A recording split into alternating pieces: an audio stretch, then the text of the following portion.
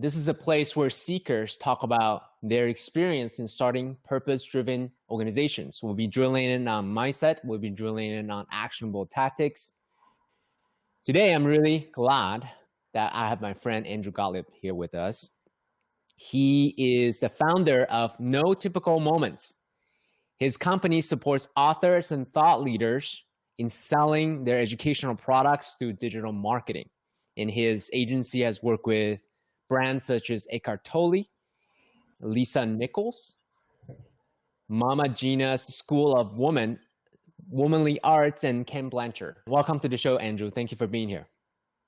Yeah, thank you for inviting me on. So as someone who empowers authors and thought leaders to build their brands through digital marketing, I am very curious on how you select them. Like when you see a potential client coming to you and say, hey, I aspire to be a thought leader, or I am a thought leader, what are some of the selection criteria from your point of view? Yeah, so I'd say one of the big things is, I've used the word author in the sense of I don't necessarily want to be marketing and hoping to build a brand of social media influencers who are, just doing affiliate sales for like skincare products. So it's a lot about having individuals who have an expertise in a couple of domains. So really where we thrive the best as an organization is supporting authors who are speaking about business, personal development, spirituality, and health and wellness. So there's from a values aligned standpoint and kind of the vertical you fall in, we analyze. And then whenever someone is introduced to the brand, a lot of times we're brought into client projects because of referrals. We have a new client intake form on our website. So this allows us to drill a lot deeper into the practicality of their business model to see if they're actually ready for digital marketing. So we'll go through some questions ranging from what do your assets look like with your fan page sizes, your email list, website traffic, past experience of campaigns, revenue of the organization, do you have a point of contact we'll be working with? So that gives me a lot of insight into structurally where the company's at and if I actually think a campaign will succeed or not. So for instance, after we pause for just a moment because you talked really fast. I wanted to stop at a certain point, okay? Because you had mentioned the word readiness. So talk a little bit more about readiness, because a lot of people may think I'm ready for a campaign, but in reality, they're not from your professional point of view. So talk about readiness. Right. So that's a great question. And I'll give you an example of someone that I said no to last week. So it was a author, a yoga teacher who's been teaching yoga for, he's in his 80s. So he's been teaching and, distilling his wisdom for 40 plus years, which from a values alignment standpoint, that looks absolutely perfect. However, when I looked into some of their database, so they had, 500 Facebook fans, they had an email list of like 200 people. They've never ran a digital marketing campaign before. Their revenue from 2019 was under $100,000. So when I looked at some of those statistics and then I saw that they didn't really have anyone inside the organization to help guide this book launch with, I realized that we're not really the best firm for them and they shouldn't do any type of Facebook ads. So I made a... Why do you say that? Why do you say that? Based upon my experience, if a company is bringing in, as if they didn't do $100,000 in revenue last year, between, let's just say they were doing like 80 or so. So they were bringing in $7,000 a month. If you factor in our service fee and what an ad spend needs to look like, they're already going to be in the red.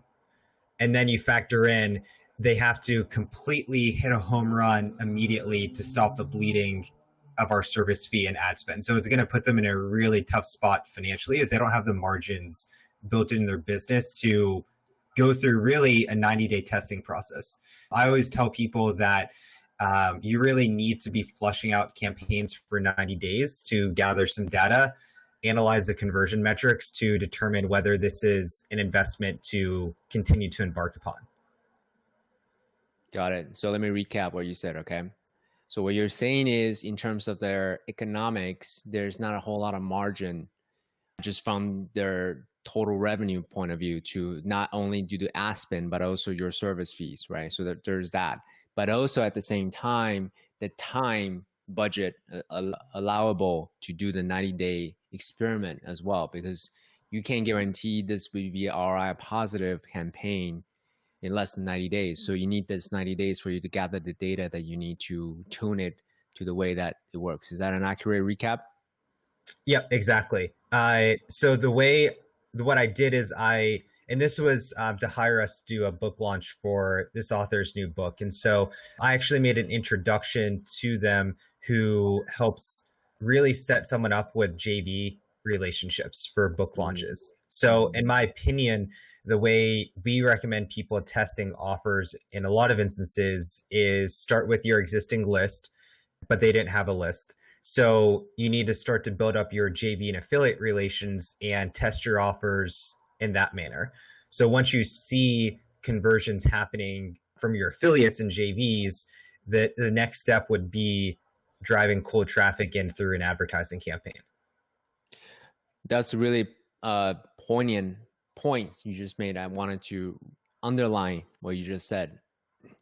So there's a phrase in saying you want to work with people who know, like, and trust you first. Mm-hmm. So your list, your customer list, your prospect list, these are already people who have voted with their wallet that they know, like, and trust you. So in this case, they bought your product and services already. Then you broaden it up to select partners. In this case, the words you use were JV partners, to say, hey, this fits our audience. Let's actually partner up to do a JV / affiliate model. Then you go broadly to cold traffic from Facebook ads. Is that an accurate recap? Correct. That's in most instances the progression. Now, if you're a big brand, and I can give you a flip side example, if that works, of the conversation I'm actually going to have at 3 is a very different type of client potentially wanting to work with us. So I know because they filled out the client intake form, they spent $60,000 in Facebook ads in 2019. And they have data, they have a 15,000 person email list, they have over 100,000 people on their Instagram page, a Facebook page of over 30,000. So because they have all that data, they have a good asset base they're bringing to us. I can look at their past campaign data and look at all their conversion metrics. I would feel really comfortable of us being able to jump in and outperform whatever agency they decided to release from their contract. I see. So it's also availability of the data set as well. So you can use past data as a way to future project what you can do or do better. Exactly. Got it. Yeah. So I wouldn't recommend to them, test out JVs. You spent $60,000 last year on Facebook ads. You have big data that you're bringing to the table for us to tap into. You're pretty ready to experiment with ads and take it to the next level. So that's one school of thought, using ad campaigns as a multiplier of what's already happening, right? Past data, past trends. Let's actually use this as a way to add more gasoline, add more amplifier, add more multiplier to what you are already doing or doing well. Another school of thought is, hey, I could do it organically, sure, but I want to test really quickly. So I want to use ads as a way to test my audience and my offers. What's your thought on that? Are you comparing doing an organic strategy versus a paid media buying campaign? Yes, I'm basically trying to see using ads as an amplifier, what's working well already. But you also have someone, let's say that the yoga teacher that you mentioned, right? Maybe he wouldn't go all in on launching his books with the ad campaign, but he could potentially use ads as a way to experiment and test the audience as well as the offer that he wants to make, as a way to grow to get more data, to get more intelligence on who she should target with who he is, his offer, and so forth. Gotcha. From my experience, a lot of this depends on the makeup of a team and how much they understand the importance of data and what digital marketing really is. So I've, been in client relationships or have had sales calls with people who they want an immediate return on investment. It's like, we want to spend 3,000 and we expect 6,000 to come back in, or this is a failure. I've had other client relationships where they understand the importance of gathering data and testing and whatnot. And so they're bought into the idea of a testing timeframe in which they know there's going to be some sunk costs involved in getting this off the ground. So I would say that's very per business analysis and contingent on the business owner, the marketing director they have, understanding digital and being able to set expectations well internally with the CFO, the CEO of why exactly we want to lose money. Yeah. For a period of time. I see. So from your point of view, in this case, digital marketing as a way to get a lot of data very quickly, in other words.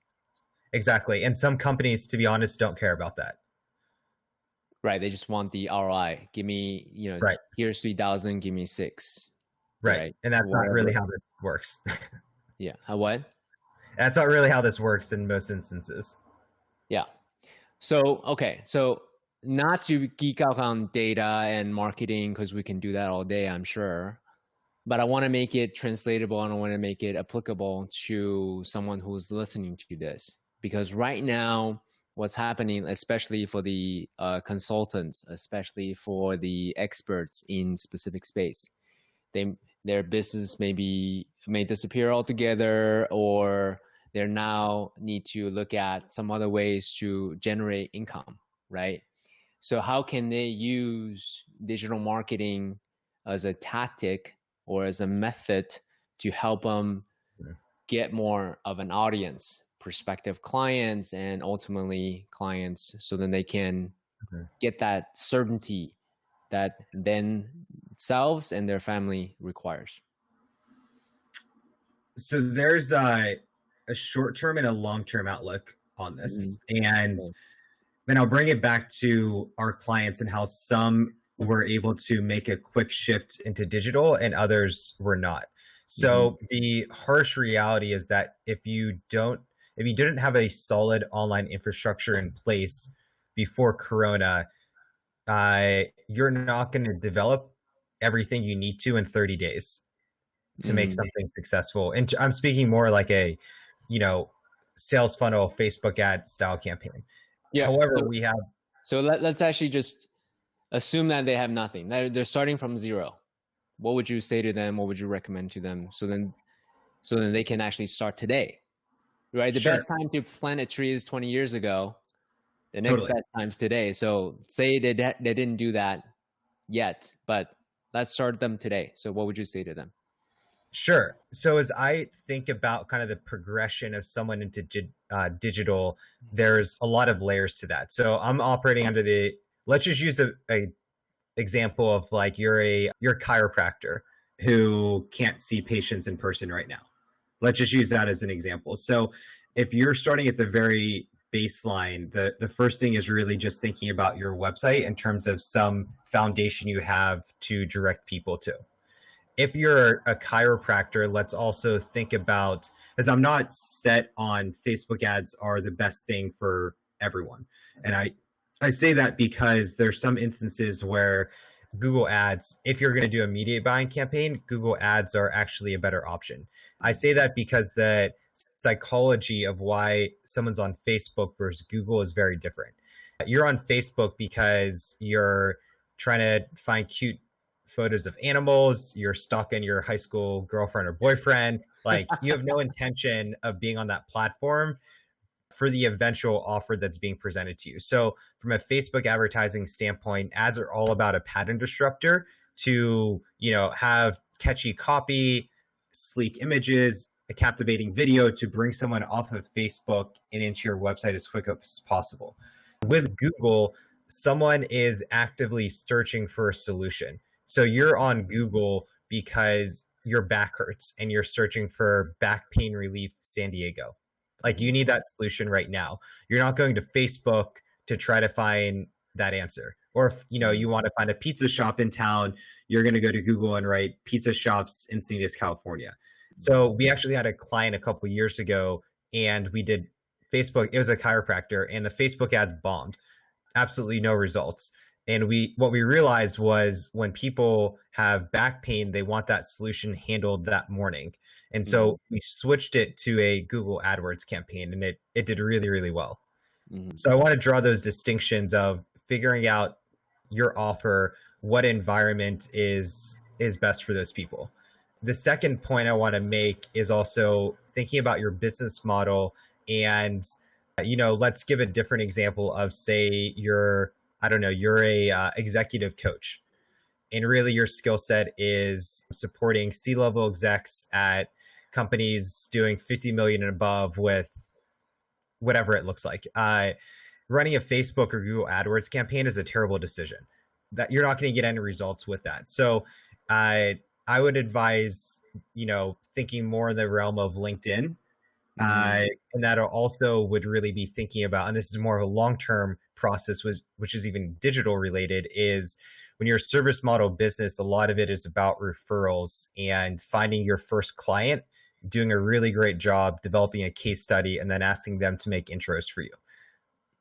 So kind of my consensus here is not to be attached to, it's all about Facebook ads, it's all about Google. Really think about your business model and where it fits into digital, or even if digital is the best, first strategy to start landing some deals. Mm-hmm. So I heard this metaphor saying that Facebook is like a party. So it's weird if you go to a party and someone is saying, buy my stuff now, versus Google is where a place people go to find solutions, versus LinkedIn is more of a networking event, professional networking event. So that way you can kind of think about what stage of your business are you trying to do, are you at, and also what kind of offer do you want to share in front of them. Is that an accurate way to think about it from your point of view? Yeah, exactly. Beautiful. Okay. So where can we go from here? Right. So say chiropractor, right? I can't service my customer. Actually, I do have friends who are still serving their clients right now because they're considered essential service, right? Pain relief is essential. So they want their business to thrive, so they go to Google, but at the same time, they also wanted to cultivate that trust level, like know, like, and trust. Cultivate that know, like, and trust level at Facebook. So what kind of tactical suggestion would you have for them to grow their audience on Facebook?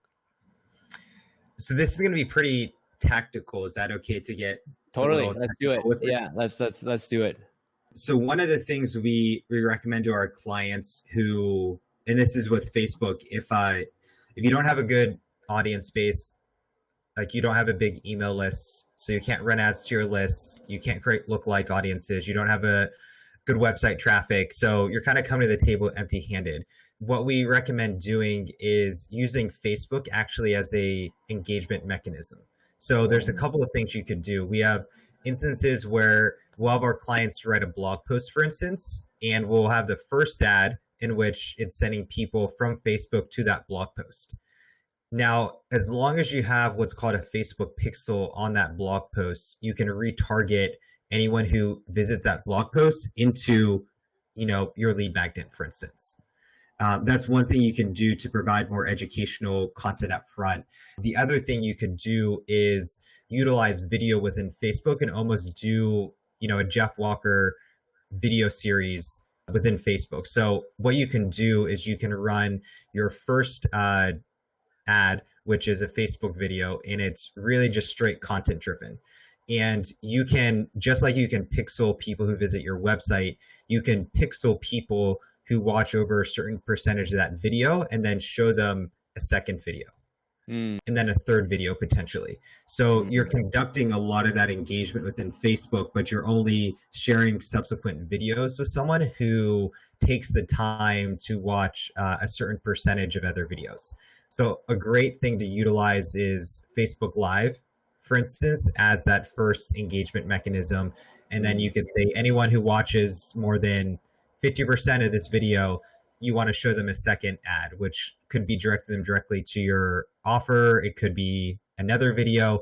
That's kind of up to the brand and what you want to be testing. I like that. I actually never heard that before. Thank you for sharing that. That's new. Yeah, you're welcome. Yeah.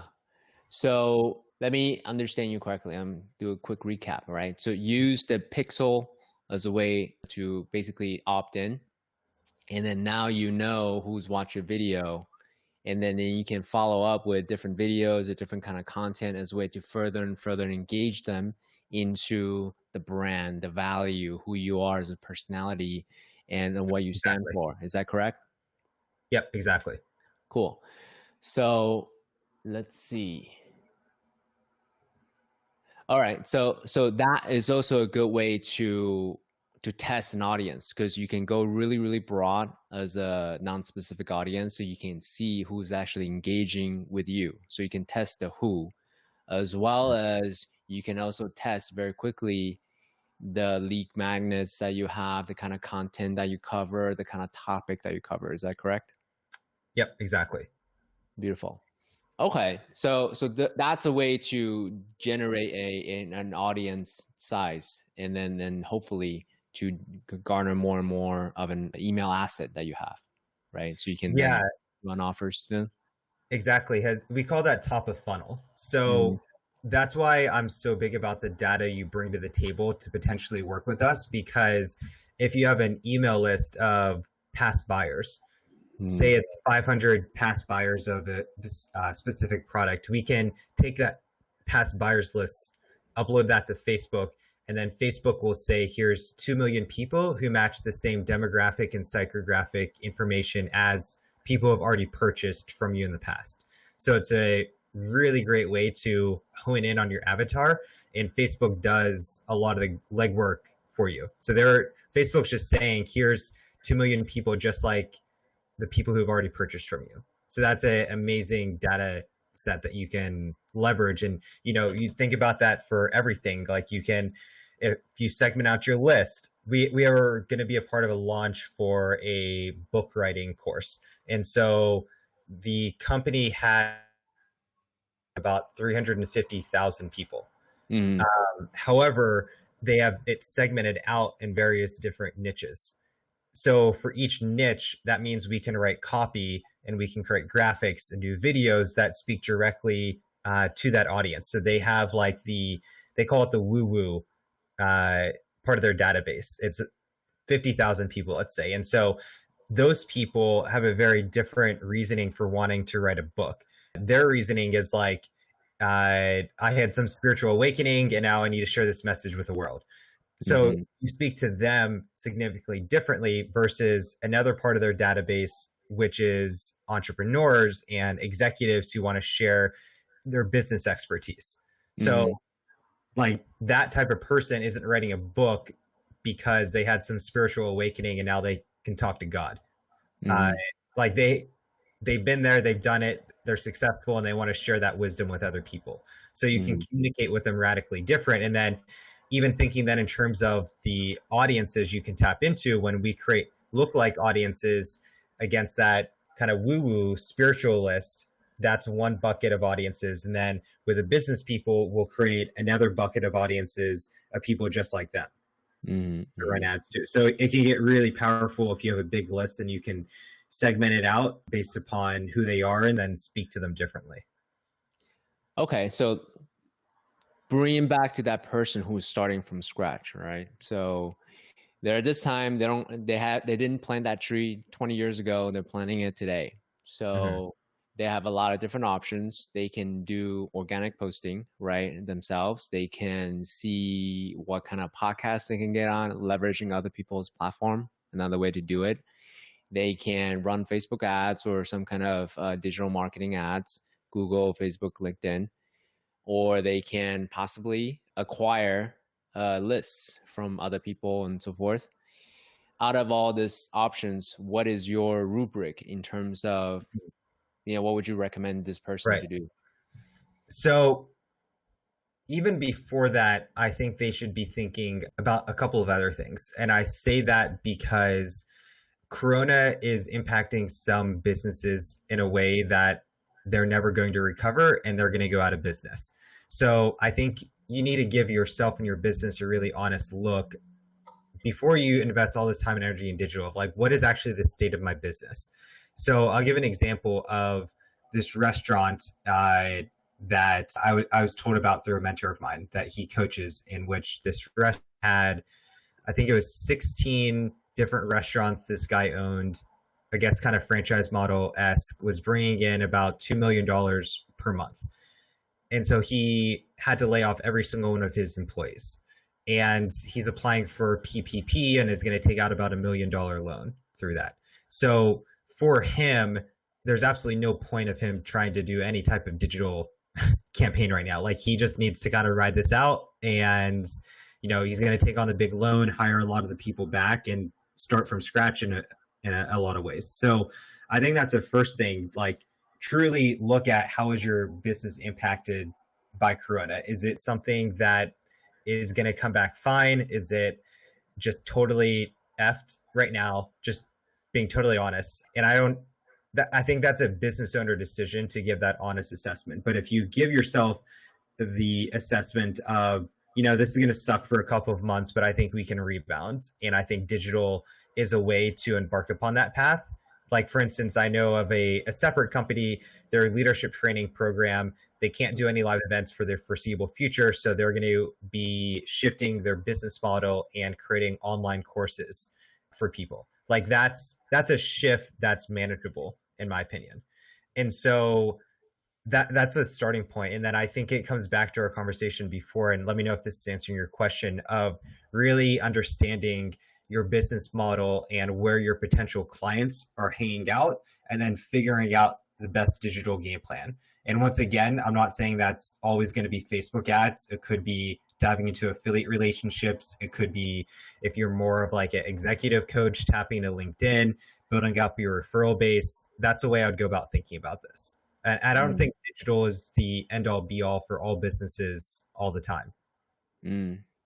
So start with an end in mind and then you didn't say this, but I want to drill in on this. This is my interpretation. Really understand what the currency of your business is. And then if that currency can be translated or distributed via a virtualization format.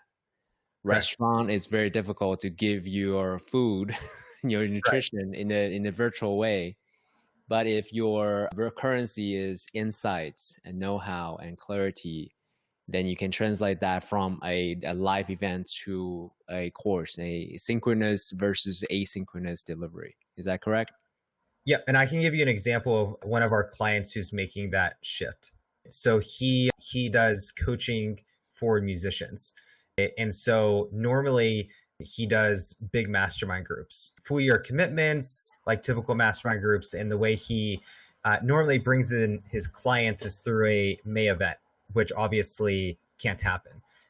So he's pivoting his model to doing group coaching programs and one-on-one coaching for people instead of his normal mastermind way about going business. So he pivoted very quickly, and he has a model that probably could survive all this if he acts quickly.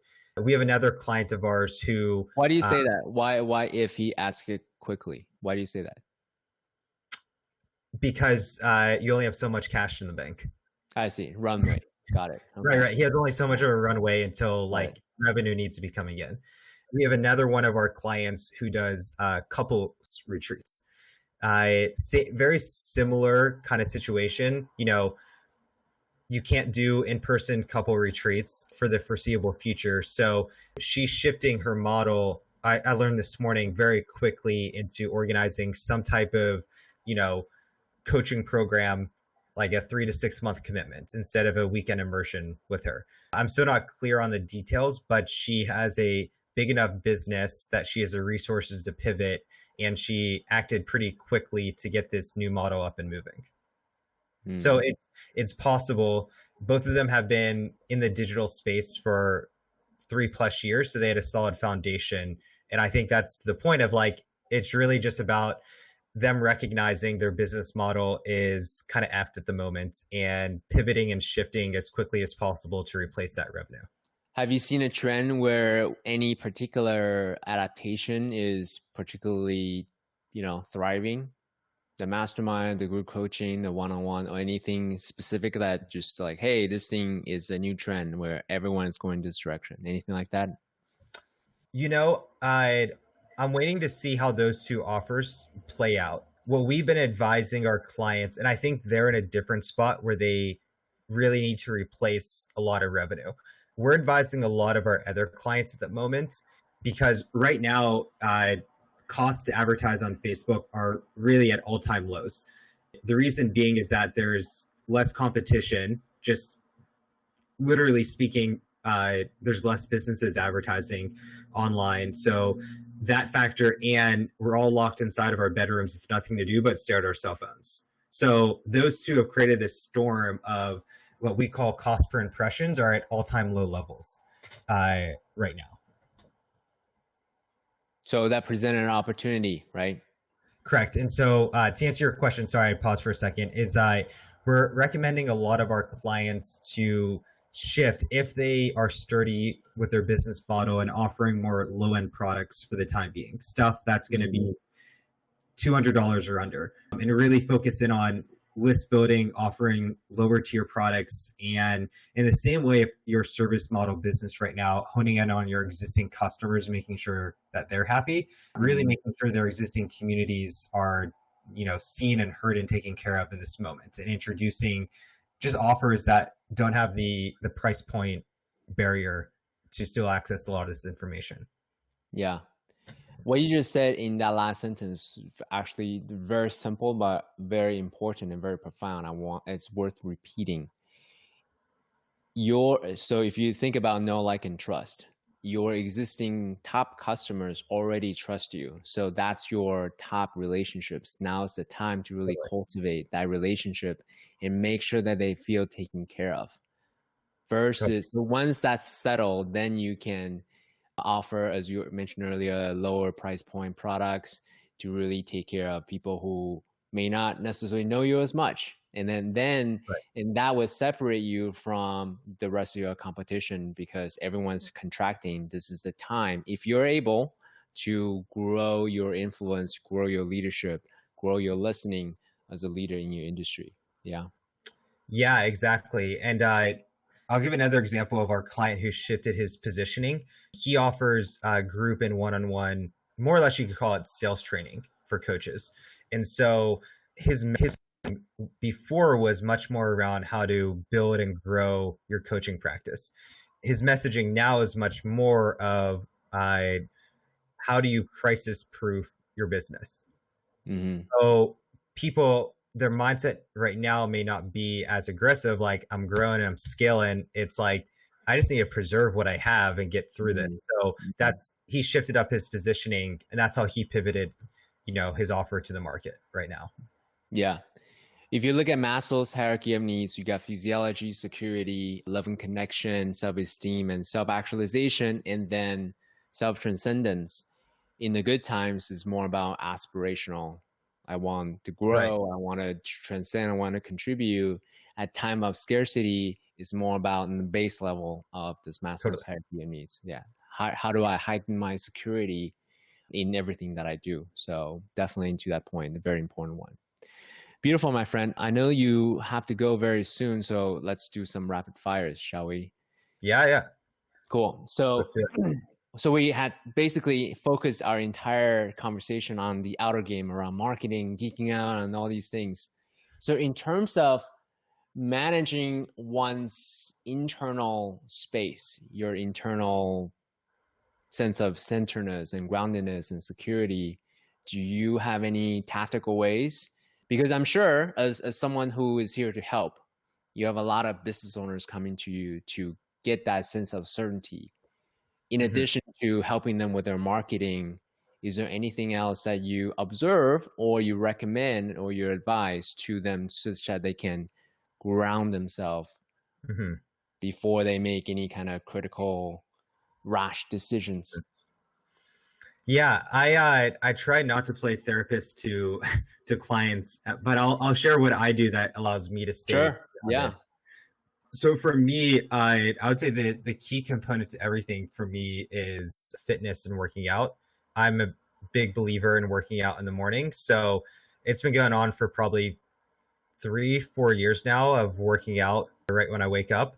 And I think that goes just to being adaptable to the situations. Obviously, my gym's closed right now, so I'm using Beachbody. I'm not ashamed to admit it. Working out in my garage to Tony Horton. They have some amazing 20, 30-minute, just no weight workouts, and I love it. I gets my heart rate moving. I'm sweating within 5 minutes, completely gassed. That always primes me for the day.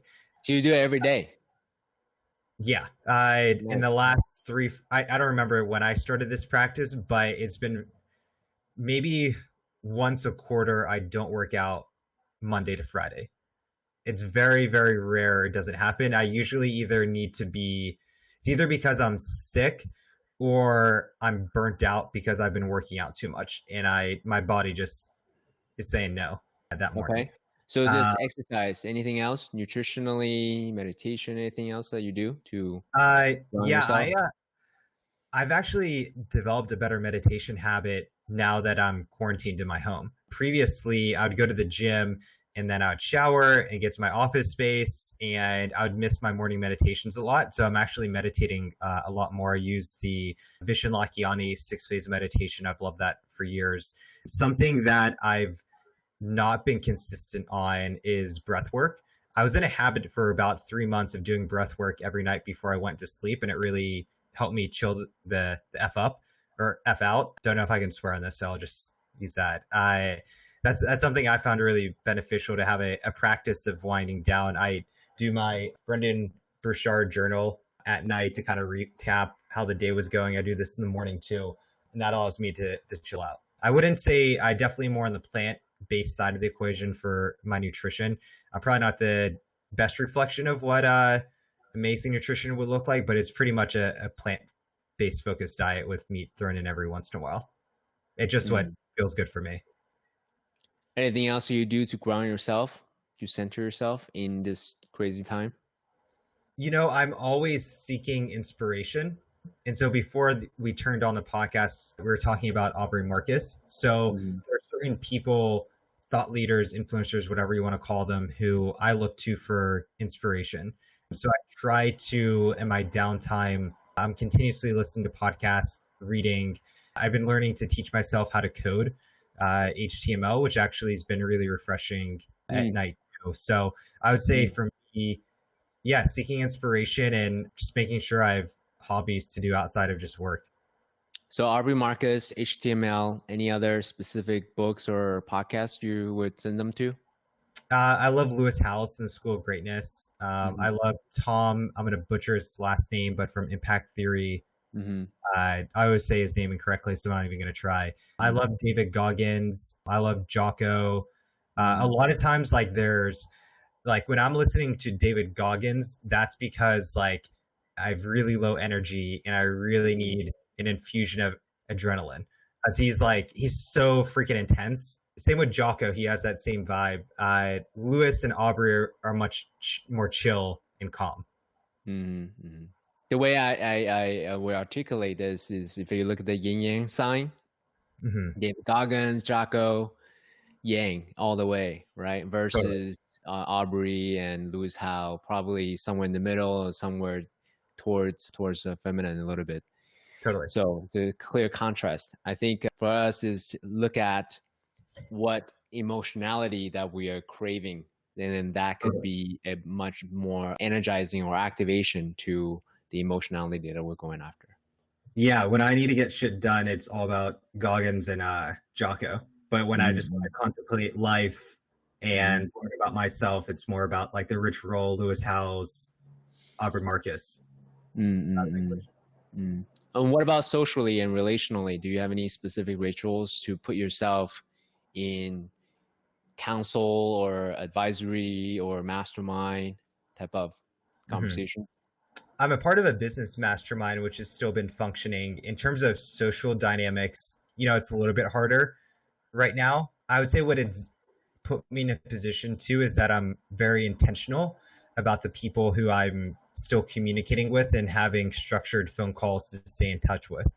And I actually like that better in a way. Is I would say the one of the biggest realizations I've had is how much FOMO drives my life, and how many, new moon parties I've been to that I'd rather not ever go to, and the amount of just things I put on my plate out of a feeling of obligation and necessity, and really just being reflective of who are the people in my life where I feel better after my interactions and conversations with them, and that's the type of people I've been honing in on right now. Would you call yourself an extrovert or introvert? I'm definitely an introvert. Oh, nice. Yeah, I everything you said, I'm like, I can definitely relate to what you're saying. There's an internet meme of saying, "Hey, my normal lifestyle," everyone calls it quarantine, and I thought that was really funny because that's the way I relate to that. So, yeah, that's been my big reflection too. Yeah. So we talk a lot about different things. We talked about marketing tactics. We talked about growing an audience from scratch. We talked a little bit about your personal rituals. Out of everything that we had talked about, what's one thing you want them to leave with? If they can just remember one thing, what do you want them to leave with? So I was re-listening to a couple weeks ago Viktor Frankl's Man's Search for Meaning, and funny enough, yesterday I was texting about it, and then I heard Viktor Frankl, Man's Search for Meaning, brought up in two different podcasts I was listening to yesterday. And it wasn't a Facebook ad, so they weren't listening to me. It wasn't an ad. It was like a genuine podcast. They brought up his name. And what I love about that story is, and that's in such an extreme situation of, you always have the ability to dictate your reaction to your circumstances and situations. And that's always really rung true for me. And I think right now we're not in concentration camps, obviously, but it's a extreme situation for most people.